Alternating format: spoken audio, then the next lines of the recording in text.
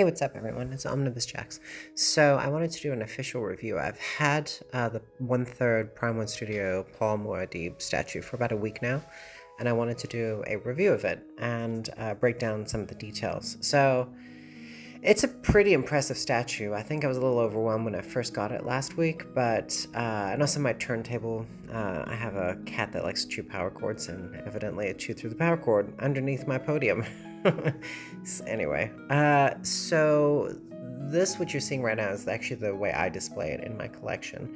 And you can see the cape here, you can see the detail up close. It's you have two capes.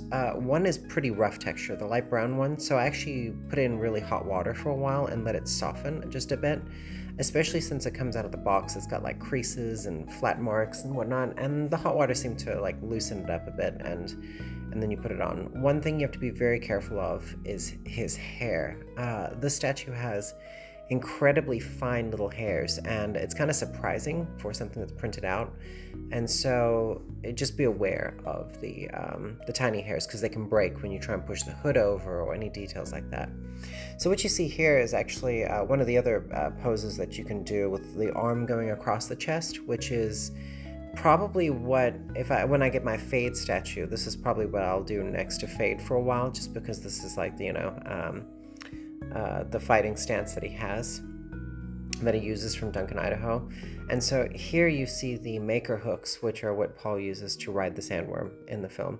And so, and I just think that like all these different variations of the way you can pose him is just amazing.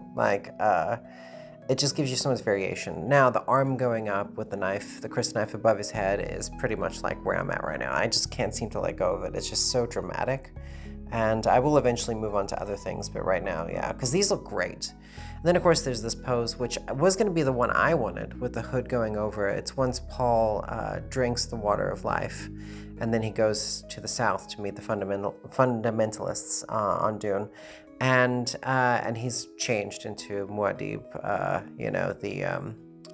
Kwisatz Haderach.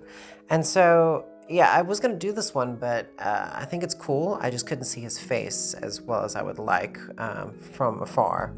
And the portrait on this piece is pretty incredible. You can see the details here. Like, I don't know how they did the eyes. I can't really tell. It's definitely not glass eyes. They're not acrylic, but they look really good. And I have a J&D statue right next to it, just temporarily right now. And that J&D statue, the two of them side by side, the faces look about the same amount of detail. It's kind of, and this is of course Prime 1's first in the Elite Master line, or whatever they call it. So my one disappointment with the statue is the Chris knife that you're seeing here. I just feel like it's a little dull looking. Like, it doesn't look like it's like it should. I don't know. The detail on it is just missing. So I might do a little customized knife on one of them, just to give it the look that I want. I also feel like the handle's supposed to be a bit shinier. It has a bit of a metallic texture, and this one's very flat matte. So on all of the knives, they look like that. So I'll probably end up doing that. And of course, all the knives are attached to hands. There's no individual single knife.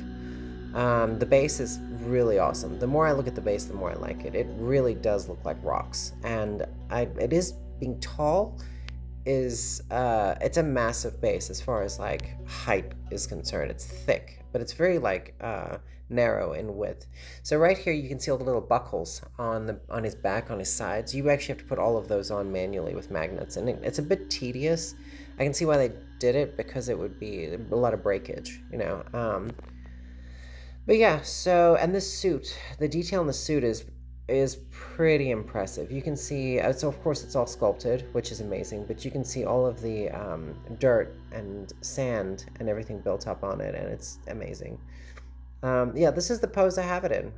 You just have to be pretty, careful with the cape. It's pretty intense, like, in texture, that brown one. And it could break off things if you're not careful. Like when you throw it around or push it around, it could break sharp edges if you're not careful and snap it. So this is the bonus edition content. So this is the stand that you get on the side with the Mola pistol. I'm not a huge fan of the Mola pistol. I think it's pretty cool. It is a Fremen weapon. And then you can see there's like the knife sheath on his back, which you do put in yourself. So it's a magnetic one. And you can switch out whether or not you can have the mask on or off his chest, which is cool. Then you have the thumper, which is pretty cool. I think mine's a slightly bit bent. I might heat it up and try and bend it back, but it's pretty cool. And then you have the Muadib mouse, which comes with it as well. But the stand is really cool. The stand itself is like a whole statue of its own. And then some pictures of some details. And I'm just a huge fan. And in my collection, it does look really cool. I'm very pleased. And if you're thinking about picking up or finding it, try and figure out where to get it and do it now because it's a great piece. And I think this piece will probably be definitely in the top running for Statue of the Year for me. Next up will be the XL Runner Dog Ailing coming in, so keep your eyes open.